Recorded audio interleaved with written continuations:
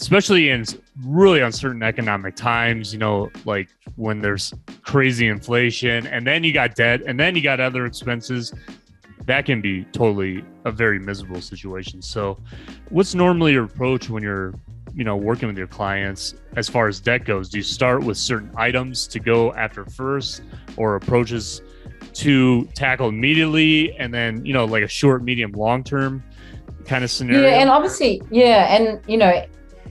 I think you're right with debt. And again, there's emotions associated with debt. There can be a lot of anxiety or shame or things like that. And, with debt, there's good debt and bad debt. So good debt could be your mortgage or your education, assuming it's worthwhile spending that money on education. But a lot of debt we see is bad debt. Basically, people spending money that they don't have, and a lot of the time on things that they don't need or don't even really want. So then it's a matter of how do they pay it back. So the first thing I do, again, is if someone wants to address their debt, it's kind of, forgive yourself for getting into debt. Give yourself a pat on the shoulder, because the first step to paying off your debt is acknowledging it. And, a lot of people don't even know how much their total debts are. And so making them do that exercise and calculate it. And the first, a couple of things I do in terms of before I look at how you would pay off the debt. But the first one is, what can you do to reduce that debt? If you've got a lot of credit card debt, can you ring your credit card providers and say to them, look, I'm in debt. I really want to address this. I really want to pay it off. What can you do to help me? Can you give me a lower interest rate? Because if you can reduce the amount of your debt, then that will help you. And from the credit card company perspective, they want you to pay it back. And more often than not, they will try and help.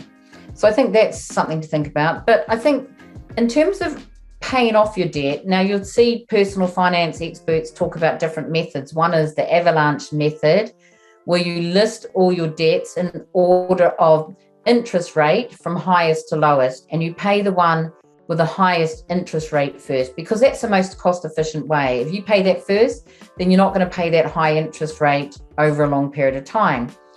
Or you can do the snowball approach, which is where you list your debts by the smallest one first, and you pay the smallest one off first, because then that gives you a quick win. So this is where I say, in actual fact, and some people will choose one method over the other, but I actually say it depends on the personality of the person who's in debt. Because if you're someone that needs that quick win to keep going and to keep on track, then use that snowball method. Pay off the smallest debt first, because you'll be able to pay a debt off quickly, have a quick win, think, yay, I'm doing it.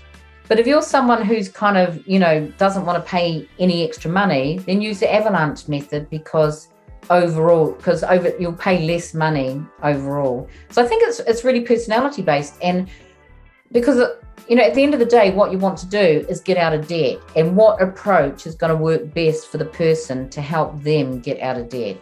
So I often talk about it, the different strategies, and ask them which approach is going to work best for you and why, and talk about it that way.